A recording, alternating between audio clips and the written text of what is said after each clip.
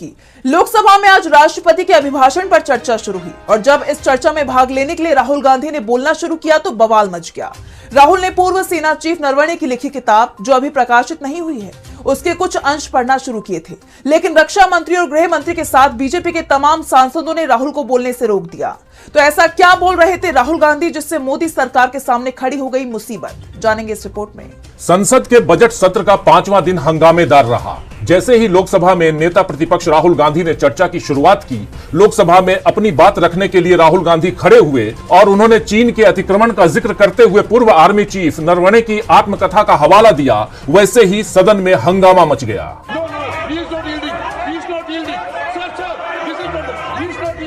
दरअसल कांग्रेस सांसद राहुल गांधी ने सदन में डोकलाम की घटना का जिक्र करते हुए कहा कि सेना प्रधानमंत्री से कार्रवाई का आदेश मांग रही थी। रक्षा मंत्री को बार बार फोन लगाया जा रहा था, लेकिन सेना को कार्रवाई के आदेश नहीं दिए जा रहे थे। 4 चीनी टैंक भारत की धरती पर आ रहे थे। This is about when 4 Chinese tanks were entering Indian territory. They were taking a ridge in Doklam. Rahul Gandhi ने पूर्व सेना प्रमुख नरवणे की किताब का हवाला दिया। हालांकि पूर्व आर्मी चीफ की यह किताब प्रकाशित नहीं हुई है। राहुल गांधी ने जब मोदी सरकार पर सवाल उठाए तो संसद में बीजेपी के नेता खड़े हो गए। रक्षा मंत्री राजनाथ सिंह और केंद्रीय गृह मंत्री अमित शाह से लेकर बीजेपी के तमाम नेता राहुल गांधी को बोलने से रोकने लगे। टोका टाकी के बीच लोकसभा की कार्रवाई को 3 बार स्थगित किया गया, लेकिन सत्ता पक्ष ने राहुल गांधी को बोलने नहीं दिया। राहुल जैसे ही पूर्व सेना प्रमुख नरवणे का नाम लेते तो कभी राजनाथ सिंह खड़े हो जाते, तो कभी अमित शाह, तो कभी संसदीय कार्य मंत्री किरण रिजिजू खड़े हो जाते। इस दौरान सबसे बड़ी भूमिका तो लोकसभा अध्यक्ष ओम बिरला की रही।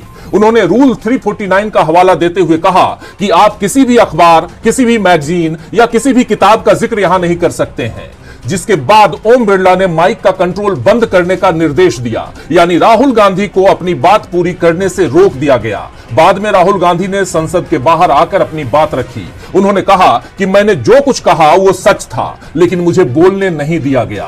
राहुल गांधी ने क्या कुछ कहा, जरा सुन लीजिए। मैं ये कह रहा हूं कि नरवणे जी ने प्रधानमंत्री जी के बारे में, राजनाथ सिंह जी के बारे में अपनी किताब में साफ लिखा है। वो एक आर्टिकल में आया है, मैं आर्टिकल को कोट कर रहा हूं, मुझे बोलने नहीं दे रहे हैं। मैं नहीं बोल रहा हूं, नरवणे जी ने ये किताब लिखी है। वो डरे हुए हैं क्योंकि अगर वो निकला तो नरेंद्र मोदी और राजनाथ सिंह जो रियलिटी है वो लोगों को पता लग जाएगी कि जब चाइना हमारे सामने खड़ा था, आगे आ रहा था, 56 इंच की छाती को क्या हुआ था, उस लाइन में है। राहुल गांधी के समर्थन में अखिलेश यादव ने भी आवाज उठाई है। उन्होंने कहा कि चीन के मुद्दे पर नेता प्रतिपक्ष को बोलने देना चाहिए। अध्यक्ष महोदय, चीन का सवाल बहुत सेंसिटिव है। अगर कोई सुझाव ऐसा है देश के हित में, तो मैं समझता हूं लीडर ऑपोजिशन को पढ़ देना चाहिए। यानी राहुल गांधी के समर्थन में पूरा विपक्ष एकजुट दिखाई दिया। राहुल गांधी को बोलने नहीं दिया गया, 3 बार लोकसभा की कार्यवाही को रोका गया। राहुल ने भी साफ कह दिया कि अपनी बात वो रखेंगे ही। राहुल के बयान से जहां मोदी सरकार बुरी तरह से घिरी हुई दिखाई दे रही है, तो दूसरी तरफ चुनाव आयोग भी फंसता दिखाई दे रहा है।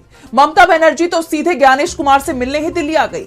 उन्होंने मुख्य चुनाव आयुक्त के सामने कई सवाल उठाए हैं। तो क्या है पूरा मामला, देखिए इस रिपोर्ट में। पश्चिम बंगाल में एसआईआर को लेकर चुनाव आयोग बुरी तरह से घिरता दिखाई दे रहा है। एसआईआर की ड्राफ्ट लिस्ट आने के बाद से तो बवाल ही मचा हुआ है। खास तौर पर जिस तरह से लोगों के नाम काटे गए और अब नागरिकता साबित करने के लिए नोटिस भेजे जा रही हैं, उससे आयोग सवालों में फंस गया है। ममता बनर्जी तो अपने साथ 13 लोगों को लेकर चुनाव आयोग ही पहुंच गई, जिन्हें चुनाव आयोग ने जिंदा ही नहीं माना। शाम 4 बजे ममता ने चुनाव आयोग के दफ्तर में ज्ञानेश कुमार से मुलाकात की। एसआईआर को लेकर जो धांधलियां चल रही हैं, उसे लेकर सवाल उठाए। बीएलओ की समस्या पर भी बात की। सीएम ममता के साथ 3 बीएलओ जिनकी जान एसआईआर की प्रक्रिया के दौरान चली गई, उनके परिवार के सदस्य भी शामिल थे। ज्ञानेश कुमार से मुलाकात के बाद सीएम ममता ने सरकार और चुनाव आयोग पर तीखा हमला किया।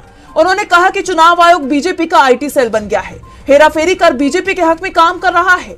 महाराष्ट्र और बिहार में चुनाव आयोग ने बीजेपी को चुनाव जिताया। अब बीजेपी के इशारे पर बंगाल में लोगों के नाम काटे जा रही हैं। बंगाल में 2002 की तरह एसआईआर क्यों नहीं कराया जा रहा है? असम में क्यों एसआईआर नहीं हो रहा है? ज्ञानेश कुमार को ये बात याद रखनी चाहिए कि कोई भी कुर्सी स्थायी नहीं होती। उनको भी जाना होगा, वो सिर्फ विपक्षी सरकारों को निशाना बना रही हैं। ममता ने यह भी सवाल किया कि आखिर चुनाव से ठीक 3 महीने पहले एसआईआर कराने की क्या जरूरत थी। टीएमसी चीफ ने चुनाव आयोग से कई सवाल किए, लेकिन मुख्य चुनाव आयुक्त कोई जवाब नहीं दे पाए। सीएम ममता बनर्जी ने एसआईआर पर सवाल खड़े किए तो अखिलेश यादव ने भी वोटर लिस्ट पर सवाल खड़े कर दिए हैं। उन्होंने पूछा है कि आखिर जो काम चुनाव आयोग का है वो बीजेपी के नेता क्यों कर रहे हैं। खास तौर पर वोटर लिस्ट से बीजेपी विरोधी वोटरों के नाम जिस तरह से हटाए जा रहे हैं उस पर अखिलेश ने सवाल खड़े कर दिए हैं। तो क्या कुछ कहा अखिलेश यादव ने, जानने के लिए देखिए ये रिपोर्ट। उत्तर प्रदेश में एसआईआर प्रक्रिया जारी है जिस पर विपक्ष पूरी तरह से चौकन्ना है। अभी हाल ही में यूपी के पूर्व मुख्यमंत्री और सपा प्रमुख अखिलेश यादव ने फॉर्म 7 के जरिए वोट काटने की बात कही थी। हालांकि उन्होंने उस वक्त किसी का नाम तो नहीं लिया था, लेकिन अब इस मामले में अखिलेश यादव ने सीधे बीजेपी का नाम लेते हुए पार्टी के खिलाफ मोर्चा खोल दिया है। उन्होंने इस पूरे मामले में अदालत से संज्ञान लेने की अपील करते हुए एक्स पर पोस्ट किया कि माननीय न्यायालय संज्ञान ले, भाजपाई घपलेबाज खुद से फॉर्म 7 छाप